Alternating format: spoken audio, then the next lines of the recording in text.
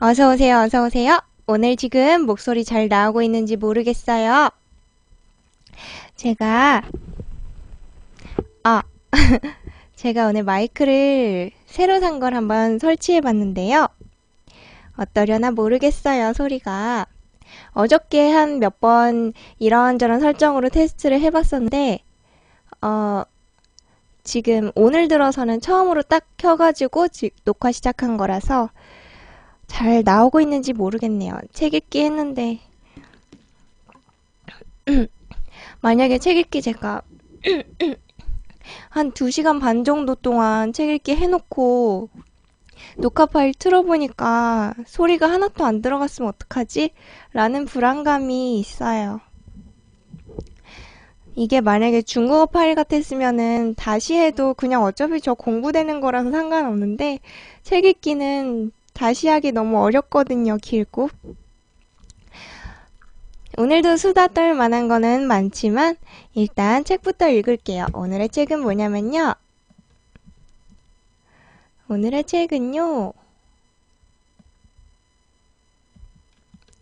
제가 조금이라도 시야를 덜 가리기 위해서 좀 좁아지겠습니다.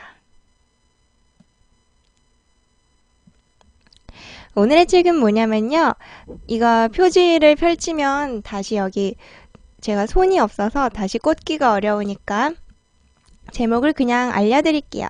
제목은 광인 수술 보고서 라는 송미경 씨의 작품이에요. 시공사에서 나온 책이고요. 겉에 표지가 초록색인데 표지는 마지막에 보여드릴게요. 자, 일단 포커스 한 번 더 맞춘 다음에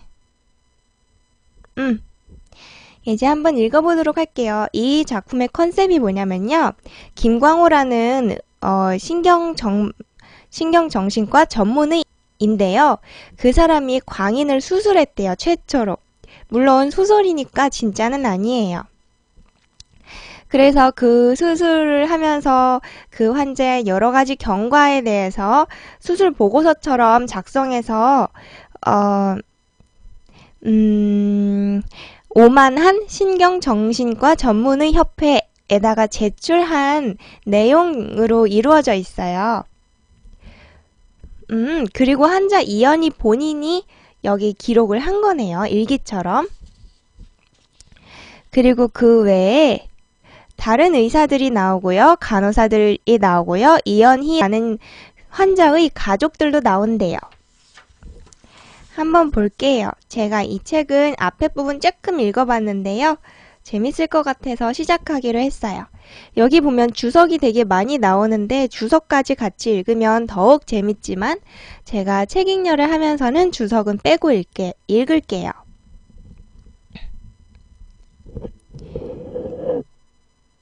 여기 맨 처음 제목이 뭐라고 나오고 있냐면요. 이제 보이죠? 제목이 경계인이라고 첫 번째 챕터가 되어 있어요.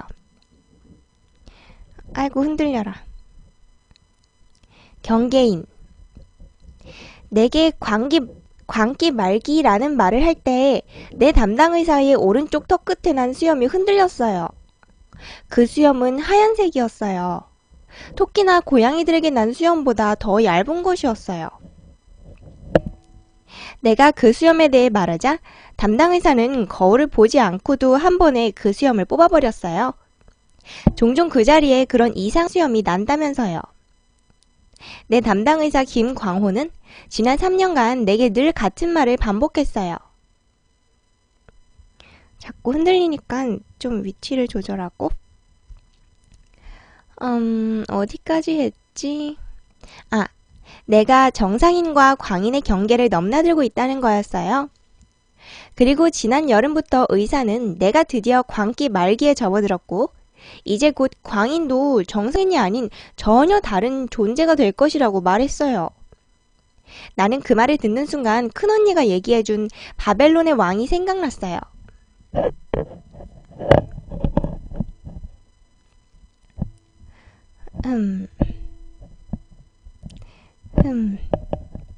그 왕은 어느 날 소처럼 풀만 뜯어먹으며 밤낮으로 밖을 떠도는 광인이 되었어요. 그의 풀어헤친 머리털은 독수리 털처럼 자랐고 손톱은 새의 발톱과 같이 길게 구부러졌어요. 그의 몸은 언제나 이슬에 젖어 있었고 온몸에 때가 끼어 그의 얼굴엔 눈동자만 보였어요. 왕은 그렇게 7년 동안 들판을 떠돌다가 다시 예전처럼 정상인이 됐어요. 그렇다면 소처럼 풀만 뜯어먹으며 지낸 7년 동안 그는 사람이었을까요? 소였을까요? 광기 말기 판정을 받던 날 내 손톱은 새의 발톱까지도 않았고 나는 하늘의 이슬을 맞으며 유리하는 자도 아니었어요. 단지 나는 시간의 흐름에 따라 사건을 기억하지 못할 뿐이었어요. 이제 나는 정상인과 광인의 경계를 훌쩍 뛰어넘어 완벽한 광인의 경지에 이르렀고 이것을 광기 말기라고 한다고 의사는 말했어요. 광기 말기 판정을 받던 날 나는 어머니와 두 언니와 함께 있었어요. 광기 말기의 종말은 무엇인가요? 큰언니가 말했어요. 짐승이 되는 거죠. 의사의 대답이 있은 뒤 잠시 침묵이 흘렀어요. 짐승은 사람이 되지 못하는데 어떻게 사람이 짐승이 되나요?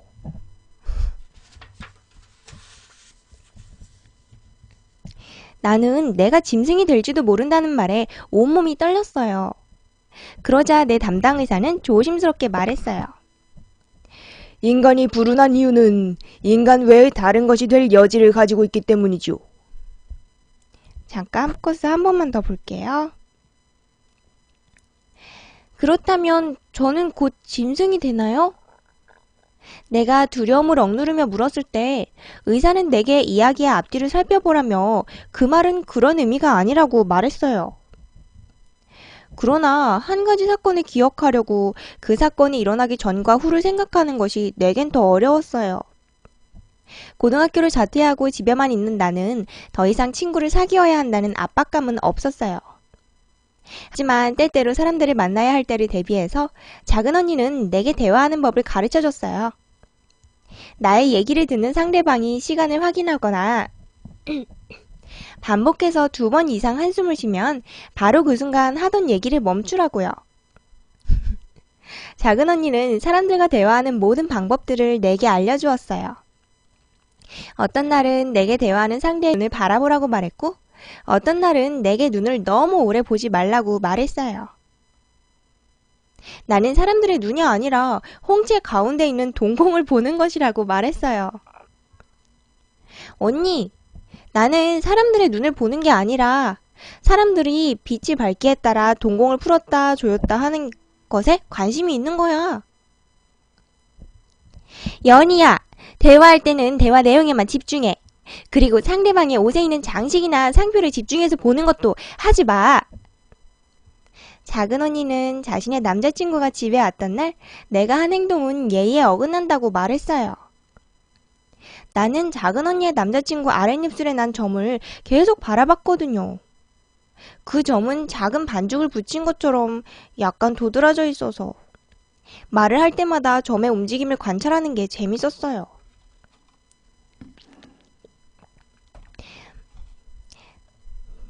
나는 잠깐 보아야 할 것과 계속해서 보아도 되는 걸 구분하지 못하기 때문에 조금 말해야 할 것과 더 말해도 되는 것을 구분하지 못하기 때문에 그래서 광인으로 판정받은 걸지도 몰라요.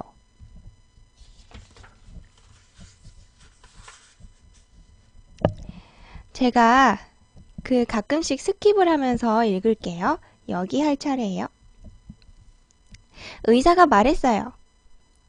이연희 양, 물론 당신처럼 장면의 조합으로 세계를 뇌 속에 저장하는 사람들도 있을 거예요. 하지만 그들은 시간의 흐름 속에서 한 장면을 천천히 기억하거나 정지시켜 기억하는 거예요. 당신처럼 순서가 뒤바뀐 선명한 사진들로 이루어진 기억은 위험하죠. 그때 갑자기 그게 왜 위험한 거냐고 어머니가 물었어요. 지난번 이연희 양의 의사가 말한 거네요.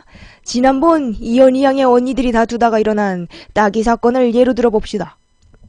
이연희 양은 그 장면을 매우 정확히 기억했지만 누가 먼저 따기를 때렸는지는 기억하지 못했잖아요. 큰언니가 의사의 말을 끊었어요. 연희도 시간의 흐름에 따라 기억을 얘기하기도 해요. 하지만 의사는 그 말을 듣지 않고 계속 말했어요. 이연희 양이 사진을 찍는 순간이 3초라면 그 사진을 바라보는 시간은 1초일 수도, 1시간이나 하루일 수도, 혹은 평생일 수도 있어요. 그러니까 이연희 양, 당신이 찍은 사진들, 즉 당신의 뇌 속에 저장한 기억들을 함부로 꺼내지 마세요. 기억을 되새기지 말라는 얘기예요. 당신은 아무 일도 없었던 하루를 다시 관찰하느라 지난 한 달간 깨어나지 않았어요. 이제 광기 말기가 되었기 때문입니다. 만약 수술을 받지 않고 그대로 둔다면 이연희 양은 한 달이 아니라 1년 혹은 평생을 초록색 스웨터에 관해서만 중얼거릴지도 모릅니다. 이연희 양? 당신이 초록색 스웨터에 대해서만 이야기했던 지난 3일을 기억하나요? 네, 저는 기억해요. 제가 무슨 말을 했는지도 기억해요. 저는 다른 모든 건 잊어도 초록색 스웨터에 관한 생각은 잊지 않을 거예요. 초록색 스웨터가 글쎄 서랍 뒤에서 발견된 순간에 이야기하다가 국을 쏟은 것도 기억나요. 잠깐. 이거를 제가 고정을 잘 해야 되는데 어떻게 해야 딱 되려나?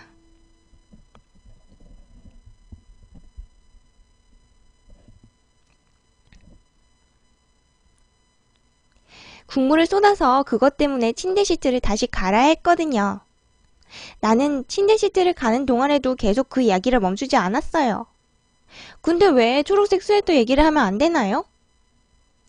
내 담당 의사는 한숨을 쉬었어요. 그리고 고양이 수염보다 얇은 털이 있던 그 자리를 손으로 어루만지며 다시 말을 시작했어요. 당신은 모든 것을 사진 찍듯 정확히 기억할 수 있지만 불행히도 그 모든 기억을 체계적으로 배열하지 못해요. 그건 인정하죠?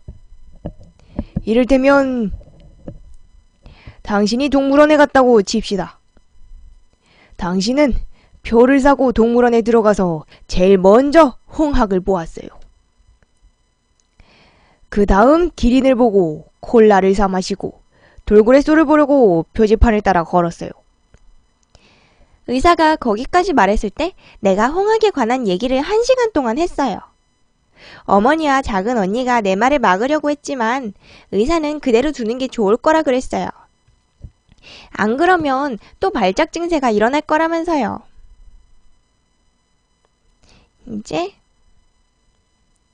이제 홍학에 대한 아주 쓸데없는 이야기들을 하고 있어요. 그때 양 간호사가 커피가 든 종이컵을 가져와서 의자의 책상 위에 두고 나갔어요. 의사는 양 간호사가 나가고 나서 중얼거렸어요. 커피를 종이컵에 가져오지 말라는 말을 매일 해왔는데 양 간호사는 중증 또라이라고요.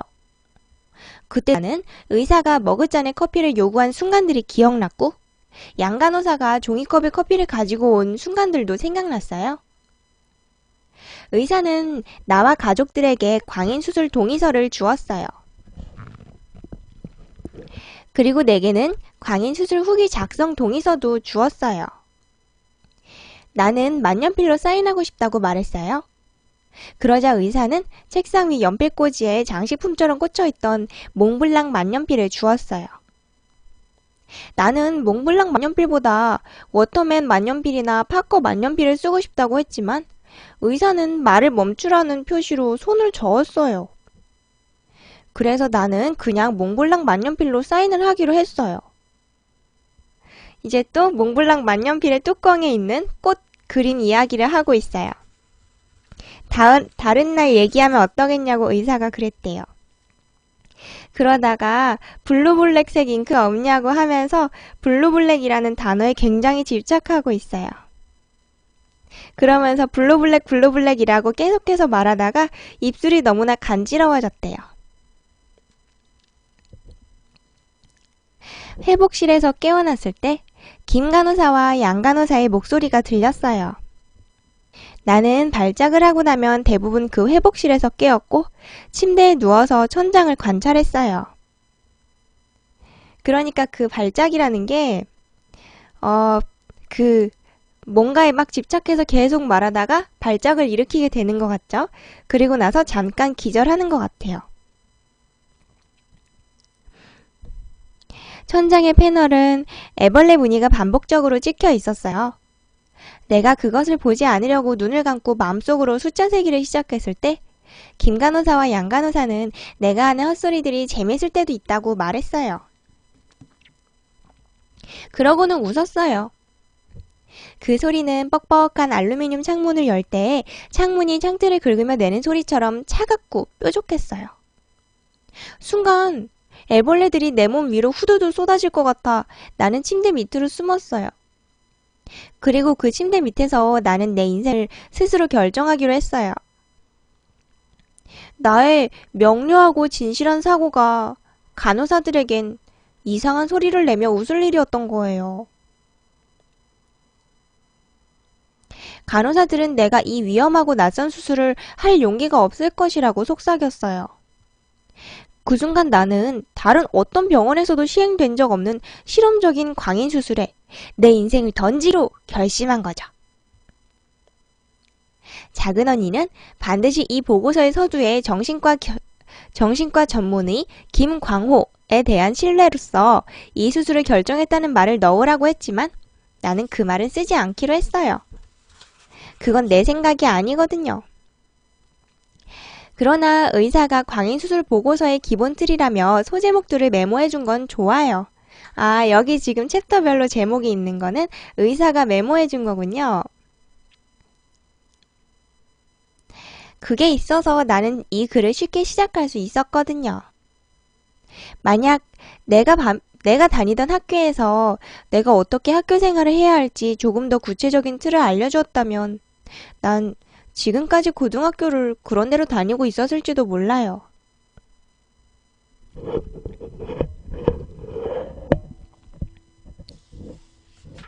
자, 그래서 지금 이 주인공이 고등학생이고 고등학교를 다니지 않고 있다는 걸 알 수 있죠. 자, 이번 소제목은 의사가 써준 소제목이죠. 세린이 라는 제목이네요. 세린이는 내 유일한 친구였어요. 우린 초등학교 때부터 친구였고 중학교 다니던 시절에도 친구였으니까요. 하지만 세린이는 고등학교에 올라간 뒤 다른 아이들과 같은 아이가 되어버렸어요. 세린이는 나에게 가방을 들게 하거나 돈을 빌려가서 갚지 않거나 점점 더 힘든 일들을 시켰어요. 그렇지만 내가 세린이를 미워하게 된 건 세린이가 나를 맥도날드에서 만나기로 한 뒤에 오지 않아서예요. 세린이는 맥도날드에서 생일 파티를 한다고 말했고 나는 세린이를 위해 준비한 선물을 가지고 맥도날드에서 기다렸어요. 세린이는 계속 내게 문자를 보냈어요. 아무 곳에도 가지 말고 조금 더 기다려라. 또 배고프면 먼저 시켜 먹어라. 이런 문자들을요. 프렌치 프라이를 찍어 먹는 케찹은 무료니까 마음껏 먹으라고도 했어요. 나는 더블 치즈버거 세트를 먹은 뒤 한동안 기다렸고 콜라를 리필받고 싶었지만 우리 동네 맥도날드에서는 리필을 해주지 않는다 그래서 다시 음료를 2번이나 시켜 먹었어요. 그리고 다시 배가 고파진 나는 또 더블 치즈버거를 먹어야 했어요. 그러니까 지금 배가 또 고파졌다는 거는 되게 오래 기다렸다는 거죠?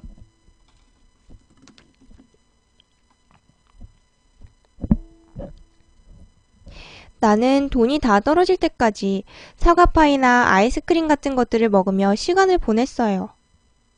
구토가 날 지경이었어요. 게다가 내 자리는 쓰레기통 옆자리였거든요. 우리 동네 맥도날드는 24시간 열어요. 만약 작은 언니가 나를 찾으러 오지 않았다면 나는 거기에 24시간 있었을지도 몰라요. 어쩌면 더 오랜 시간이었을 테죠. 돈만 있다면 거기서 종일 음식을 시켜 먹으며 세린이를 기다리는 것도 나쁘지 않을 것 같았어요. 나는 사람들이 분리수거를 꼼꼼히 하지 않는 걸 지켜보며 몇 번 화가 났지만 잘 견디고 있었어요. 그래도 세린이를 미워하지 않았어요. 세린이가 피자헛에서 다른 아이들과 생일 파티를 했다는 걸 그날 작은 언니한테 듣기 전까지는요. 연희야, 내가 갈 때까지 꼼짝하지 말고 거기서 기다려. 세린이의 마지막 문자를 읽은 언니는 내 손을 아주 세게 잡았어요. 언니가 온몸을 부르르 떨고 있다는 걸 느낄 수 있었어요. 작은 언니는 세린이가 자신의 생일 파티에 내가 오지 못하게 하려고 맥도날드에 날 가둬둔 거라고 말했어요. 맥도날드에 어떻게 나를 가둬? 언제든지 맘대로 오갈 수 있는 곳인데? 내가 말하자 언니는 한숨을 길게 쉬었어요. 그리고 내 손을 잡고 아주 빨리 집으로 걸어갔어요. 나는 내 담당 의사 손에 수술을 맡기기로 한 뒤 수술 날짜를 기다리며 생각했어요. 만약 내가 남들이 보기에 이보다 더한 광인이 되거나 남들이 보기에 이보다 덜한 광인이 된다고 해도 내가 나를 생각해온 방식에 변화가 없다면 괜찮다고요. 난 어차피 타인과는 무관하게 살아왔고 앞으로도 그럴 거니까. 스스로를 향한 시선만 변하지 않는다면 뭐가 어떻게 돼도 상관없었어요. 하지만 날 다른 방식으로 바라볼 기회가 오는 것도 나쁘지 않겠다 싶었어요. 인생이 덜 지루하면 좋겠거든요. 수술은 지루하지 않을 게 분명하잖아요. 내게 한 번도 일어나지 않은 게 지루할 리 없으니까요. 나의 학교 생활은 지루했어요. 언제나 나는 아침에 학교에 제일 먼저 도착했고 우리 반 애들은 대부분 날 모른 척했고 아주 가끔 내게서 뭔가 뺏거나 심부름을 시키기 위해서만 친한 친구인 척 굴었어요. 양 간호사의 말대로 나 같은 광인의 동의 사인은 그저 형식에 불과하다는 거 나도 알아요. 내 삶의 결정권이 내 보호자들에게 있단 것도요. 그럼에도 의사는 내게 일종의 절차를 갖춰둔 것이죠. 분명하진 않지만 그건 내가 지루할까봐 의사가 준비한 순서 같았어요.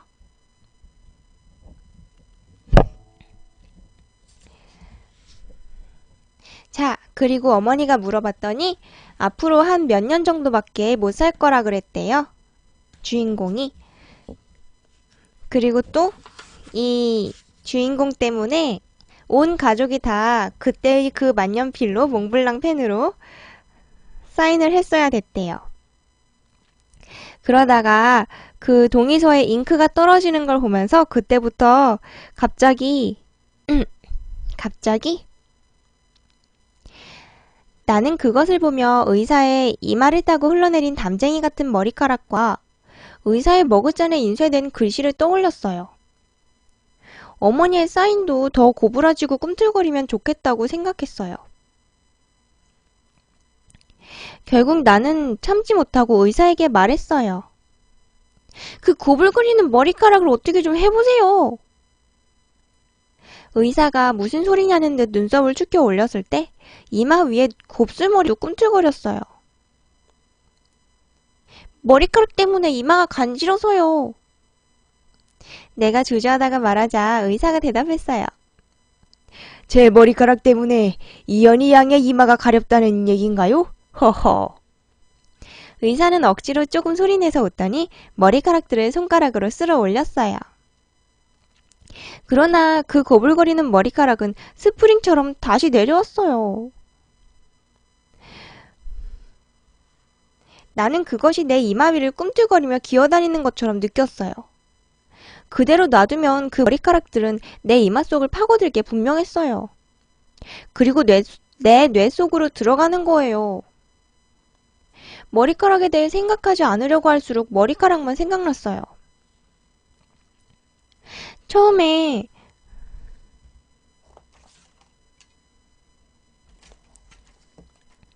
아이들이 날 놀리기 시작한 건 내가 심한 곱슬머리라는 이유 때문이었어요. 나는 늘 용수철 수세미라는 별명으로 어린 시절을 보내왔지만 슬퍼한 적은 없었거든요. 하지만 세린이가 친구들 앞에서 푸들이라고 불렀을 때 나는 곱슬머리가 아주 부끄럽고 웃기다는 걸 깨달았어요. 난 그날 당장 엄마를 졸라 미용실에 갔어요. 미용실에선 내 머리를 순식간에 곱게 펴주었어요. 한 달 반쯤 지나자 내 머리카락은 뿌리부터 다시 고불거리며 올라오기 시작했어요. 나는 틈만 나면 미용실에 가서 새로 올라오는 머리카락 뿌리를 곧게 펴는 뿌리 매직 파마를 해야 했어요. 결국 내 머리카락은 끝이 갈라지고 부서지고 끊어지는 머리카락이 돼버렸지요. 그래서 결국에 자기가 막 머리를 잘라버렸대요. 마구마구 자르고 그 다음에는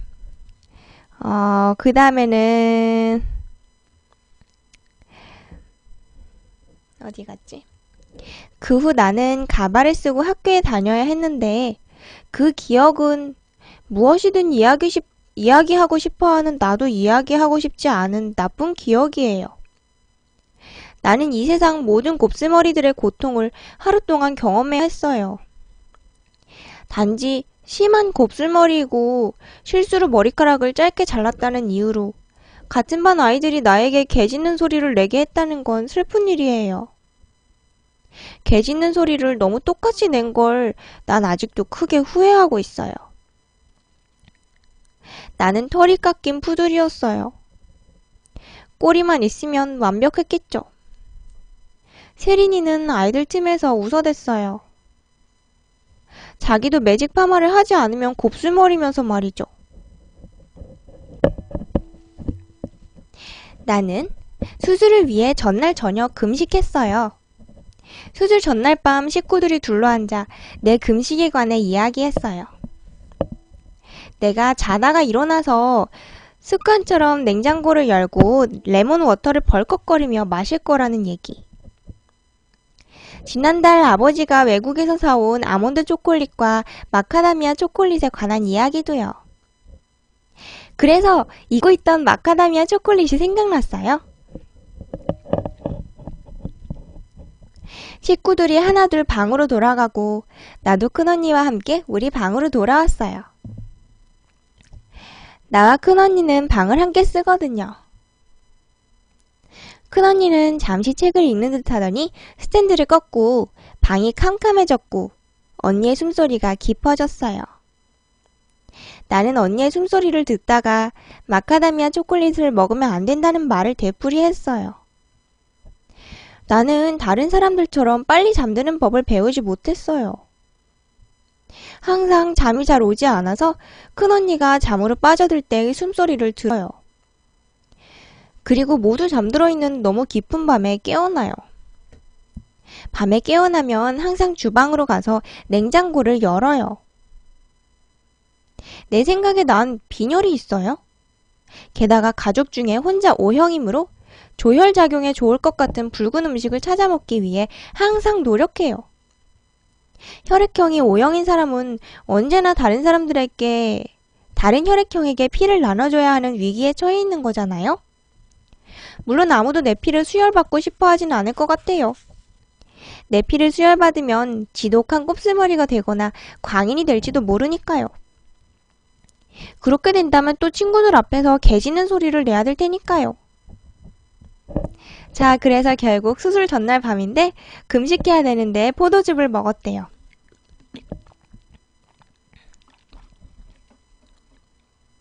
나는 수술실로 들어갔어요.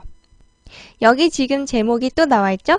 단절된 공간과 관념적 제사의식이라고 의사가 지어준 제목이죠. 내가 누운 책상은 하얗고 동그랗고 차가웠어요. 나는 청바지와 초록색 스웨터와 황토색 더플코트를 입고 있었어요. 나는 왜 수술 침대가 아닌 책상 위에서 수술을 받는지 의사에게 묻고 싶었지만 참았어요. 의사는 한때 초딩이었고 중딩이었고 고딩이었던 내게 수술 침대보다 책상에 익숙하리라고 생각한 걸까요? 근데 책상 위에 눕자 나무 도마 위에 누운 도미 한 마리가 된 기분이었어요.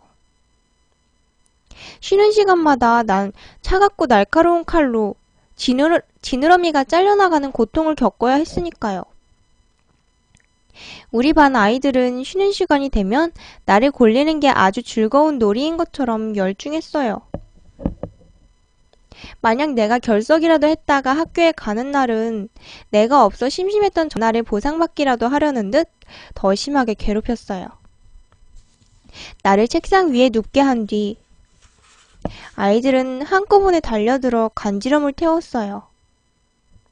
내가 진짜 개와 똑같은 소리로 짖어댈 때까지요. 하지만 나는 간지러워서 개 짖는 소리를 제대로 내지 못했죠. 그런 나를 책상 위에 눕혀놓다니요. 나는 개 짖는 소리를 내는 도미가 된 기분으로 모든 것을 포기한 채 누워 있었어요. 만약 수술 동의서에 사인하기 전에 수술대가 책상이란 것을 알았다면 나는 수술 받기를 포기했을지도 몰라요.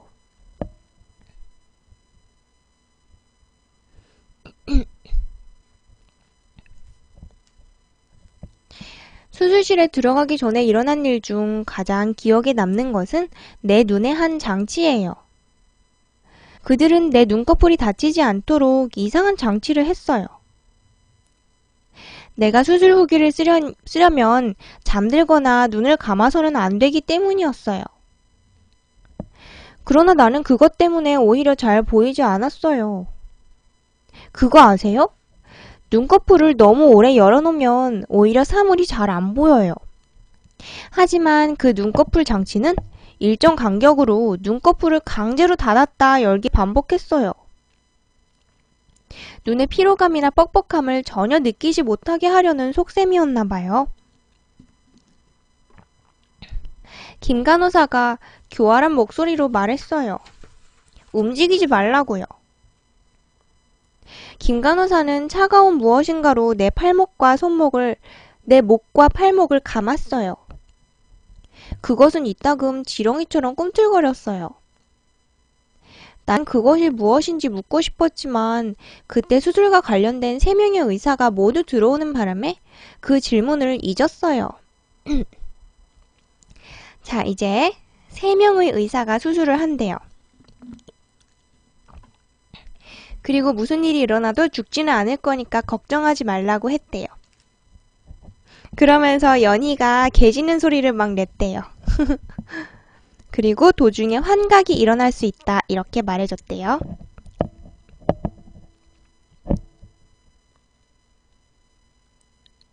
갑자기 3명의 의사들이 내 더플코트의 단추를 풀었어요. 그리고 나에 관한 점수를 매기기 시작했어요. 나는 아무 말도 할 수 없었어요. 의사들이 점수를 매기는 동안 김 간호사와 양 간호사는 치아 교정기 비슷한 걸로 내 윗니와 아랫니가 맞붙게 고정했어요. 그들은 내 치아가 고르지만 충치 때문에 감점이라 그랬어요.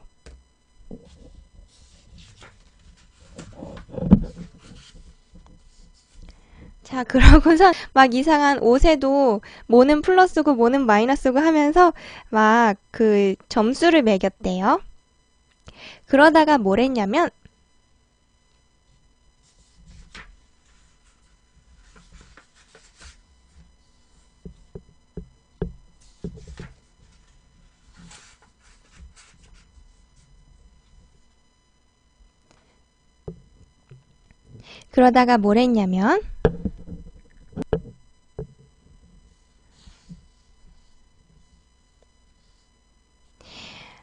나는 내 윗니와 아랫니가 붙어있는 데다가 인공호흡기까지 끼고 있어서 나는 말을 할 수 없었고 다만 발가락을 꼼지락거릴 뿐이었어요. 그들은 동시에 내게 말했어요. 움직이지 않아야 고통을 최소화할 수 있어요. 그들이 어떻게 그럴 수 있는지 신기했어요. 두 사람이 동시에 긴 문장을 같은 리듬으로 말했거든요. 그래서 그 목소리는 기계음처럼 들렸고 나는 누구와 누구의 목소리인지 생각하는 게 재밌었어요. 표피를 벗기는 것은 아프지 않을 거예요 라고 내 담당 의사가 말했어요. 그래도 내가 여전히 발가락을 꼼지락거리자 그들은 바르는 진통제가 내 발 전체를 뒤덮었다고 말했어요. 지금 무슨 상황이냐면요. 연희의 발가락 끝부터 그 종아리까지 무릎 아래까지를 표피를 벗겨내는 수술을 하고 있어요. 마취 연고를 발랐대요. 그 말을 들은 지 얼마 지나지 않아 나는 발을 꼼지락거릴 수 없었어요. 좀 더 정확히 쓴다면 꼼지락거리는지 안 꼼지락거리는지 모르게 된 거죠. 그들이 내 발 전체에 발랐다는 바르는 진통제 때문 같았어요. 어쨌든 내 의식이 한 단계 더 몽롱해지는 사이 내 발과 종아리의 표피는 아주 얇게 한꺼풀 벗겨졌어요. 간호사들은 그 표피를 알 수 없는 액체가 가득 든 유리병 안에 넣었어요. 그것은 뱀의 허물과도 같았어요. 그리고 간호사들이 유리병을 들고 문을 향해 나갈 때 그것은 날개처럼 흐느적거렸어요. 나는 오래도록 신고 있던 때 묻은 신발을 드디어 벗어버린 것처럼 개운했어요. 그런 다음에 그 피부 재는 연고를 바르고 붕대를 감아줬대요. 그 다음에 나는 청바지가 잘린 사건도 기록하고 싶어요. 하지만 시간 순서대로의 배열은 지금 시대에 매우 진부한 수술 후기 기법이라던 담당 의사의 말이 생각나서 나는 이것을 이야기의 순서에 맞지 않는 조금 나중인 지금에서야 기록해요. 발의 표피가 벗겨지기 전에 입고 있던 내 청바지는 종아리에 딱 붙는 스키니진이어서 바지를 종아리 위로 걷어 올리기 어려웠어요.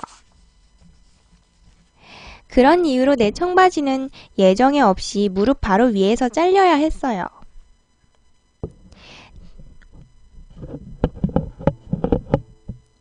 내 바지가 나팔바지거나 통바지였다면 내 청바지는 잘리지 않았을까요? 나는 그 바지를 사던 날이 생각나서 마음이 쓰라렸어요. 그 바지를 산 건 내 선택이었으니까요. 나는 어디 갔지? 나는 우리 반 아이들에게 청바지를 몇 번 빼앗겼어요. 엄마가 사주는 옷들은 언제나 아이들이 뺏고 싶은 마음이 드는 비싼 것들이었어요. 나는 옷을 잃어버려도 혼나지 않았어요. 내게 청바지는 셀 수 없이 많았기 때문에 청바지가 없어지는 것 정도는 엄마도 눈치채지 못했어요. 나도 내 바지들을 일일이 다 기억하지 못할 정도니까요. 하지만 그날 수술대에서 입었던 청바지는 내게 아주 특별한 청바지였어요. 그건 내가 아직 중학생일 때, 아직 세린이와 친할 때 함께 샀던 바지거든요. 우리는 청바지를 하나 사면 하나 더 준다는 광고를 보고 그 바지를 사러 갔어요.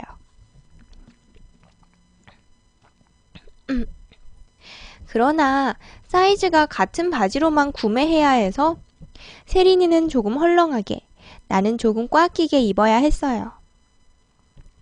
누가 봐도 우리가 입은 청바지는 아주 다른 바지처럼 보였어요. 그건 우리 몸이 아주 달랐기 때문이에요.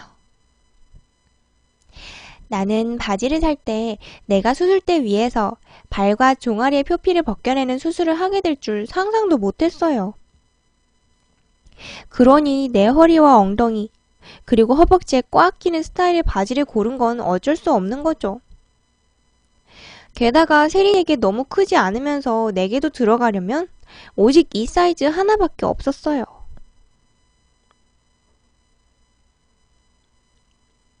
자, 이제 여기는 또 사족이고요. 여기로 넘어갈 거예요. 내 청바지가 급하게 잘리는 과정에서 내 무릎뼈는 심하게 손상되었어요. 구체적으로 말하자면 연골 파열이었는데 그것 때문에 정형외과 의사가 긴급 투입되고 정형외과 간호사 2명이 따라왔어요. 나는 그때 좀 더 강력한 마취를 당했어요. 잠깐만요.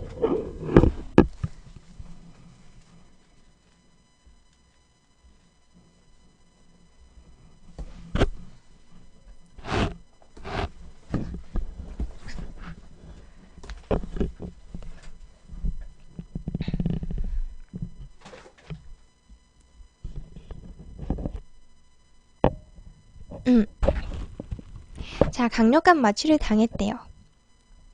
그들은 내가 무의식 상태이거나 내가 잠이 들거나 혹은 내가 꿈을 꾸지 않게 하려면 끊임없이 나를 이 상황으로부터 낯설게 해야 한다고 했어요. 내 담당 의사는 광인 수술 보고서를 써야 할 내가 수술 중 절대 잠들면 안 된다는 말도 반복했어요. 시간이 흘렀어요.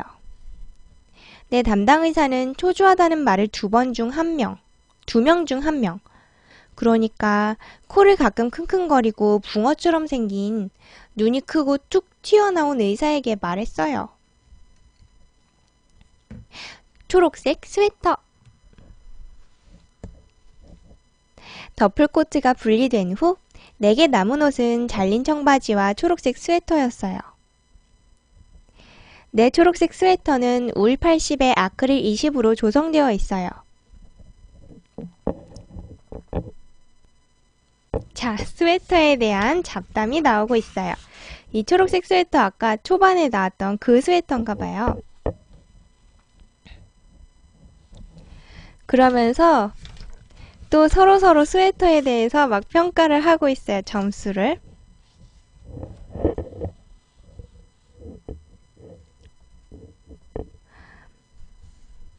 자, 여기부터 다시 볼게요. 붉은색 스웨터라고 하시길래요. 초고속 미남의 말을 들은 붕어를 닮은 의사는 자존심이 바닥으로 곤두박질 치는 기분이란 말을 4번 정도 중얼거리고 나서 한참 동안 침묵했어요. 그 의사들도 보면 되게 쓸데없는 걸로 논쟁하고 있어요. 간호사들하고 의사들하고. 나는 그 침묵 때문에 시계에서 소리가 나는 걸 알았어요. 이상한 일이에요. 시계는 온종일 소리를 냈을 텐데 나는 왜 특정한 순간의 시계 소리만을 기억하는 걸까요? 다른 사람, 예를 들면 지극히 정상적인 내 담당 의사 김광호에게도 시계 소리가 그런 식으로 들리는지 묻고 싶어요. 나는 내가 처음 개 짖는 소리를 내던 순간을 기억하고 있어요.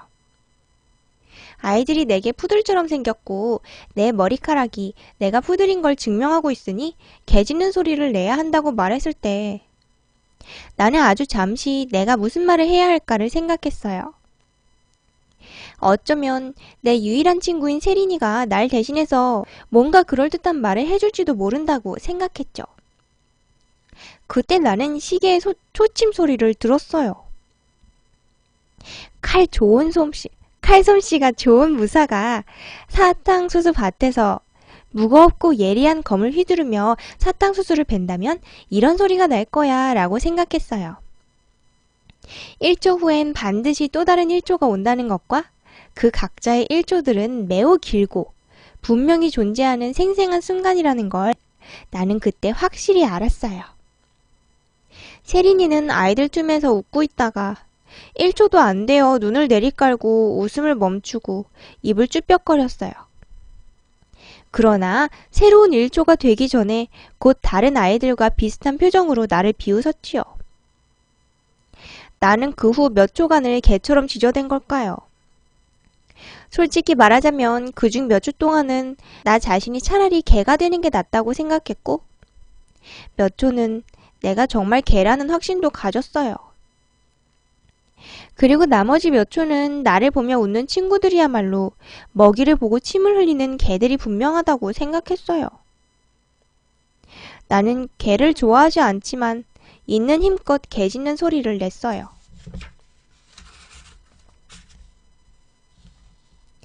그리고 지금 의사들이 되게 거칠게 싸우고 있어요. 그 스웨터 색깔에 대해서 마구 싸우고 있어요.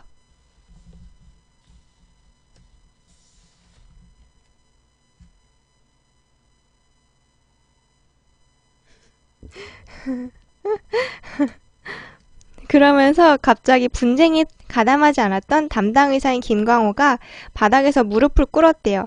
그리고 막 자신의 옷을 찢으면서 이 모든 건 자기 때문이라고 하면서 그래서 자기를 제외한 모두가 손을 잡고 둥그렇게 서서 서로 용납해야 된다는 노래를 불렀대요. 그래서 자기가 꼭 재물이 된 것 같은 느낌이 들었대요. 계속 그 노래를 하고 있나 봐요.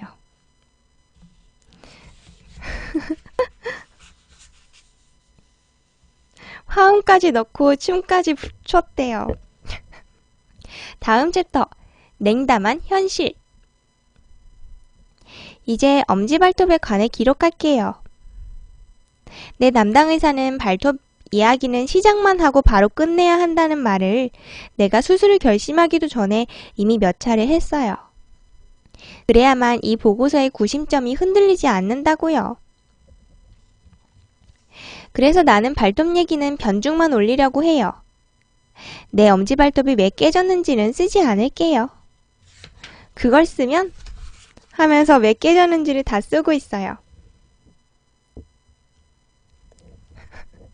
발톱 왜 깨졌는지 아주 길게 썼어요.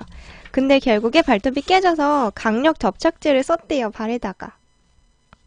그래서 숙면 양말을 신는 게 불편해졌대요.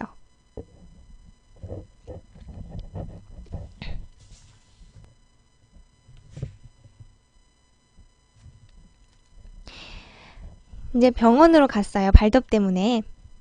병원에 도착했을 무렵 나는 언니에게 참고 있던 말을 했어요. 큰언니, 공구함에서 볼트 2개 사라진 거 알고 있었어? 지난 5년간 그 볼트는 언제나 공구함 가장 윗칸에서 대롱거리며 굴러다니고 있었거든? 근데 왜 갑자기 그 볼트가 사라진 걸까? 우리 식구들은 아무도 볼트를 사용하지 않았는데 말이야. 그러나 언니는 아무 대답도 하지 않고 주차할 곳을 찾아댔어요.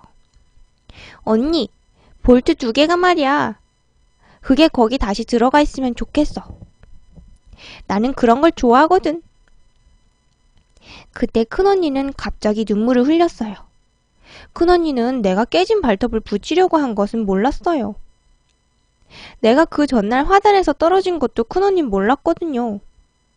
큰언니에겐 비밀로 하자고 작은언니가 말했기 때문이에요. 하지만 내 엄지발톱이 깨진 건 작은언니도 모르는 일이었어요.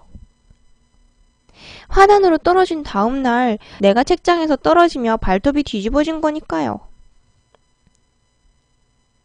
발톱이 막 바나나 껍질처럼 들려 있었대요, 허공에.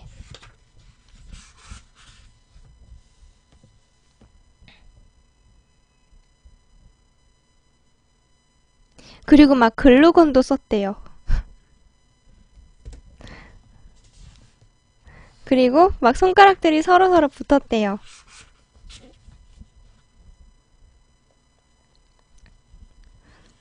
내 왼쪽 엄지발톱에 감긴 붕대가 검붉게 젖어 들어가는 것이 느껴졌어요. 나는 빈혈이 걱정됐어요. 더는 헛되게 흘릴 피가 없기 때문이에요. 나는 빈혈이 심해요. 그래서 앉았다가 일어날 때, 누웠다가 앉을 때, 우주 비행선을 타고 지구를 한 바퀴 도는 기분이거든요. 그럴 때마다 쎄 하는 소리가 귀 부근의 뇌에서 들려와요. 잠시 시야에 물감 뿌리기 놀이 같은 게 보이기도 하고요. 광기와 빈혈의 상관관계가 궁금했지만 안타깝게도 나는 하얗고 동그랗고 차가운 책상 위에서 말을 할 수 없도록 아랫니와 윗니가 붙어있고 인공호흡기까지 끼고 있었기에 빈혈에 관한 질문을 하지는 못했어요. 변주! 드디어 그들이 기다리던 내 초록색 스웨터의 올풀림 시술이 진행되었어요. 그들은 내 예상과는 달리 소매단이 아닌 겨드랑이 쪽부터 올을 풀기 시작했어요. 내 담당 의사는 수술이 끝나고 나면 내 더플코트와 초록색 스웨터 같은 것들을 모두 원래대로 만들어줄 것이니 걱정하지 말라고 했어요. 그리고 올이 풀리면서 미세한 진동이 와서 온몸이 간지럽게 느껴졌대요.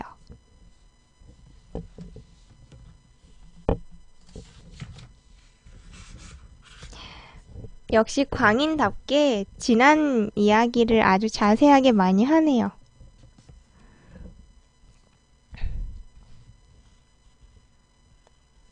사실 나는 이 이야기가 무척 선명한 기억이라서 계속 적고 싶은데 붙박이장 이야기가 나오면 자꾸만 초록색 스웨터가 붙박이장 서랍 뒤로 넘어갔던 일을 다시 기억하고 싶어져서 그만둘게요. 내 담당 의사는 절대로 같은 생각을 자주 반복하지 않도록 피하라고 했거든요. 특히 초록색 스웨터에 대한 기록을 하고 싶다면 무조건 다른 글을 쓰라고 했어요. 그러나 나는 내 초록색 스웨터에 관한 얘기를 기억하지 않을 방법을 모르겠어요. 언제나 무슨 일을 해도 나는 그 초록색 스웨터 얘기를 하게 돼요. 나는 지금 내 담당 의사가 알려준 규칙을 생각해내서 그대로 적용하려고 노력하고 있어요.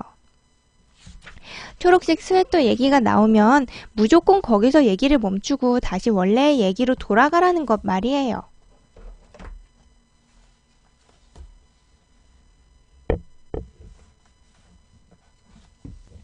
자, 책이 좀 길죠? 책이 기니까 좀 뛰어넘어 볼게요.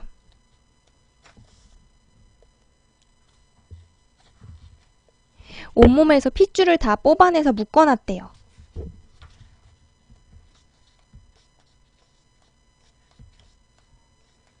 이거는 이 책을 직접 읽으면 되게 재밌을 것 같고 제가 말로 읽으면 너무 긴 얘기들이라서 생략을 좀 많이 하고 넘어가도록 할게요. 뇌수술까지 했대요. 머리뼈를 막 갈라냈대요. 마치 귀를 귀이개로 긁는 느낌이 났대요.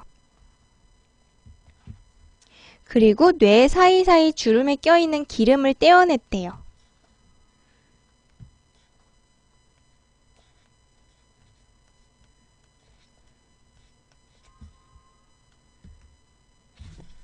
자, 이제 마지막 챕터로 바로 넘어갈게요.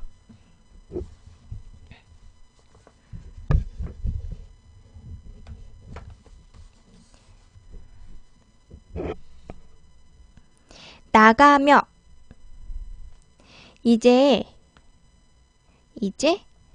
그 의사 선생님이 쓰는 걸로 바뀌었어요.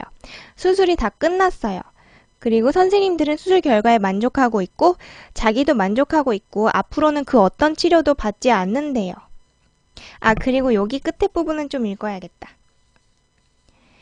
그런데 궁금한 것이 있어요.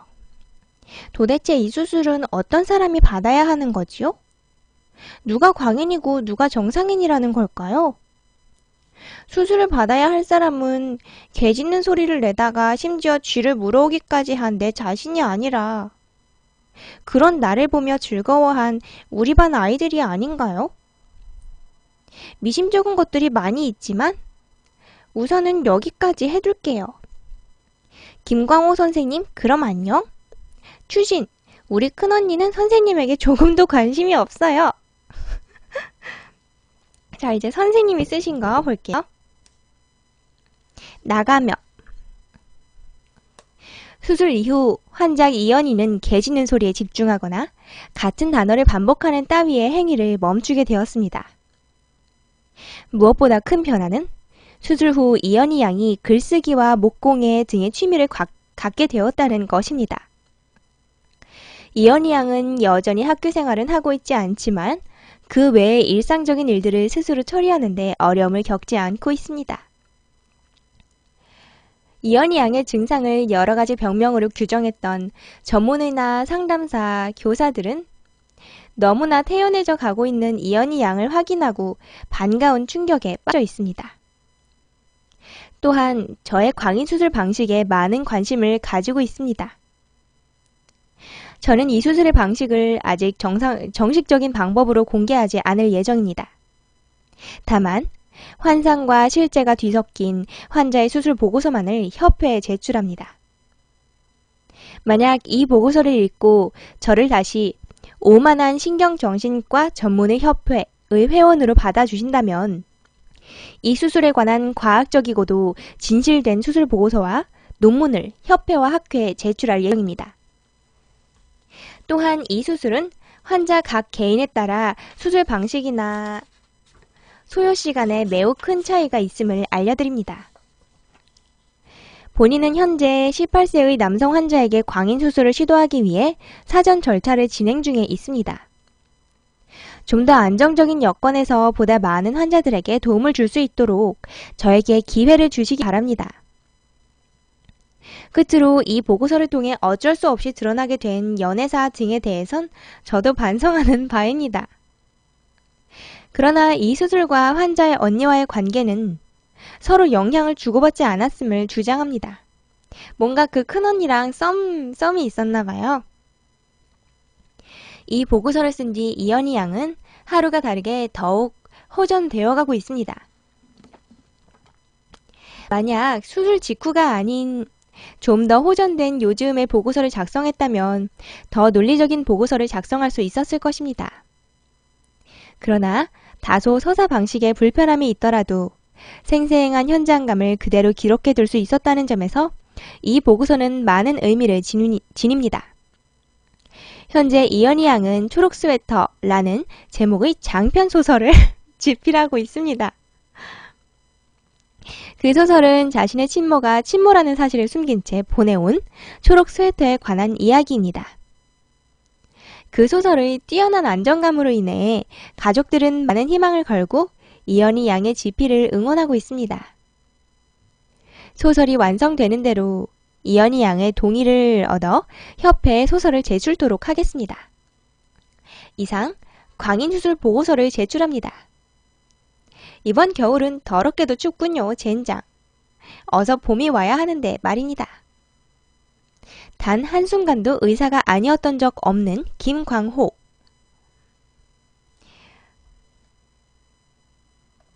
라고 하는군요.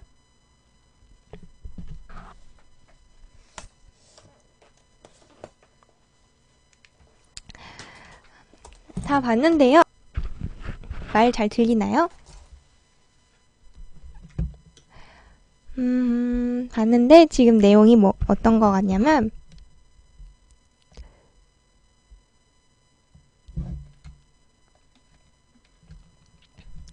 지금 이 김광호라는 의사는 그 오만한 정신과 협회에서 추방당했던 적이 있는 것 같죠?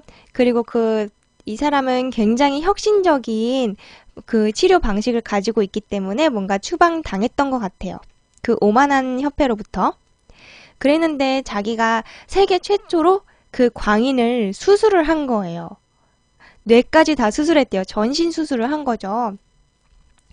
그랬는데 그 환자가 아주 정상적으로 잘 치료되고 회복되는 과정 중에 있는 거고, 심지어 그때 그 병적인 기억력으로 인해서 지금, 또 그리고 병이 있었던 뇌 활발한 작용을 또 바탕으로 한 거겠죠?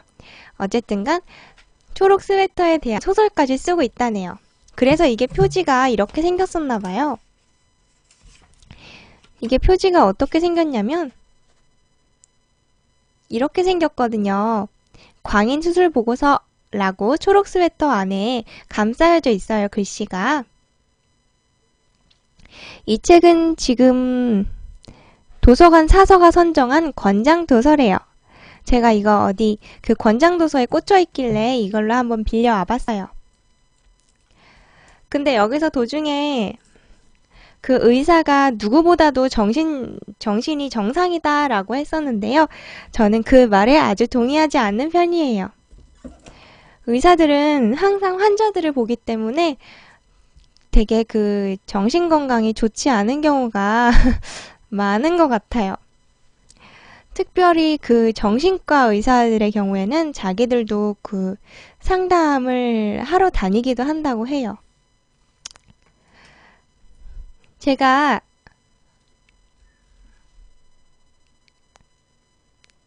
이런 걸 사봤어요. 얘랑 이거. 얘는 이제 주로 액체같이 생긴 애고요. 제가 한번 까보도록 하겠습니다.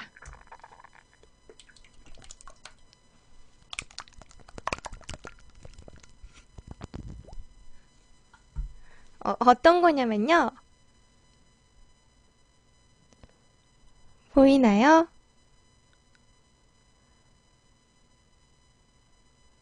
이런 액체 괴물이에요, 말 그대로. 말 그대로 괴물. 우악!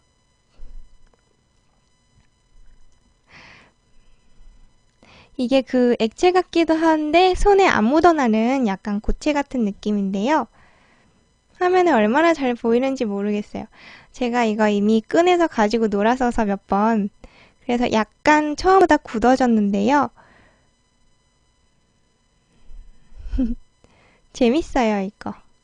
우리 조카한테는, 그리고 옛날에는 뭐 플러버 이런 거 냄새가 되게 심했는데, 요즘에 이거 장난감들이 냄새가 안 나더라고요. 아무 냄새도 안 나고, 손에 뭐 묻어나지도 않아요. 곧바로 싹 말라요.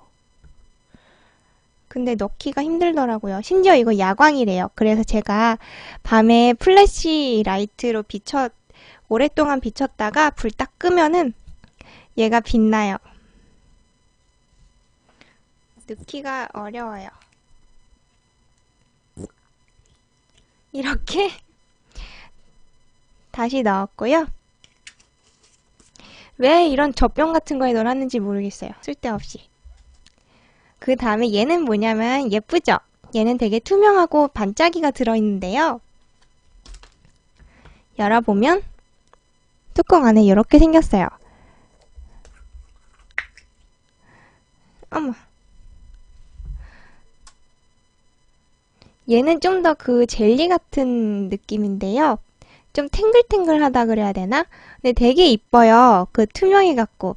그리고 제가 이렇게 갖고 놀면서 잔뜩 지문을 묻혀놔도 여기 다시 넣으면 몇 초 있으면 금방 새 것처럼 다시 바뀌더라고요.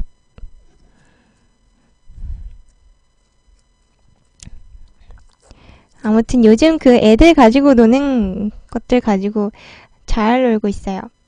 그리고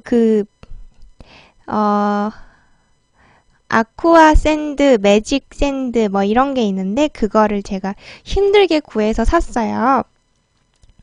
근데 그거는 친구와 함께 개봉해 보기로 했기 때문에 제가 여기서 첫 개봉은 하지 않고요.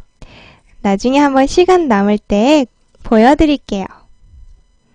재밌을 것 같아요. 지금 아직 개봉 안 하고 차 트렁크에 고이 모셔놨어요. 대신 그거는 그 물속에서 가지고 노는 모래이기 때문에 커다란 대야가 필요해요. 그리고 그 속에서 저는 테마를 인어공주의 성인가 뭐 이런 걸로 골랐는데 그 인어공주의 성의 틀을 가져다 놓고 거기다가 그 모래를 주입하게 돼 있어요. 물속인데. 그리고 틀을 빼면 그 모래가 물속에서 너무나 멀쩡하게 잘 있는 거예요. 근데 그 모래를 물 밖으로 꺼내는 순간 곧바로 하나도 안 젖은 모래처럼 푸악 하고 쏟아져요. 뭐 그렇대요. 자, 그럼 오늘 오후도 재밌게 놀고 공부도 할 거고요. 오늘 오후도 재밌게 놀 거기 때문에 이제 가보도록 하죠. 1시간 약간 넘었네요. 제가 이 책 읽을 때 되게 오래 걸릴 것 같아서 걱정 많이 했는데 그리고 또 너무 사소한 것 가지고 막 길게 써놔서 제가 말로 읽으면 지루할 수 있어가지고 자기가 눈으로 읽을 땐 모르는데 또 그러니까 조금 우려했던 거였는데 생각보다 금방 끝냈네요. 마이크 제발 마이크 지금 잘 들어가고 있길 바라요. 아니면은 다시 해야 되니까 녹화를. 그러면 이제 가보겠습니다. 다음번에 뭘로 나올지 모르겠어요. 근데 제가 저번에 다시 만난 어린 왕자 이거 읽겠다고 했었는데 어린 왕자 끝난 다음에 이거를 안 읽은 이유는 지금 어린 왕자 2편으로 나눠서 읽으면서 약간 질려버려가지고 근데 다시 만난 어린 왕자가 그 나중에 이제 패러디한 소설이에요. 어린 왕자를. 재밌을 것 같기도 하고 또 어떨지 모르겠어요. 제가 호응도를 확인할 수가 없어서 이거를 시리즈로 계속 할지 안 할지 그거를 잘 모르겠어요. 그래서 만약에 호응이 좋은 것 같은 느낌이 오면 다시만한 어린 왕자, 또 영어 버전, 또 만약에 가능하다면 프랑스어 버전. 프랑스어가 원본이잖아요. 그렇게까지 한번 해볼까 하는데 어떨려나 모르겠네요. 그리고 지금 이제 와서 제가 시작할 때 얘기하려다 까먹었는데 그 앞부분에 너무 수다가 길면요. 그 유튜브에서 PC 버전인 경우에는 여기 그 밑에 더보기인가 플러스인가 화살표인가 뭐 이렇게 다 다르게 나오는 것 같은데 뭔가를 누르면 거기 그 추가 설명 정보가 나오는데요. 거기 제가 몇 분 몇 초부터 책 읽기 시작 이런 식으로 링크를 걸어놔요. 그럼 그 몇 분 몇 초를 딱 클릭하시면 바로 거기로 이동이 돼요. 이제야 얘기하지만 다음에 한번 시작할 때 얘기하고 시작할게요. 그래서 수다가 너무 길면 그 방법으로 넘어가시면 돼요.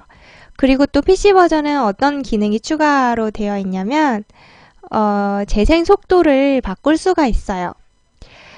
그래서 저는 제 파일 문제 없나 확인할 때 2배속으로 확인하거든요. 근데 신기한 게 보통 배속을 하면 소리가 되게 높아지잖아요. 근데 이거는 소리가 전혀 안 높아지고 그야말로 속도가 빨라진 거더라고요. 아무튼 배속이 느리게도 있고 빠르게도 있고 있는 것 같아요. 몇 가지 설정이. 자, 그러면 정말 가보겠습니다. 가볼게요. 다음 시간에 만나요. 빠이. 스슥.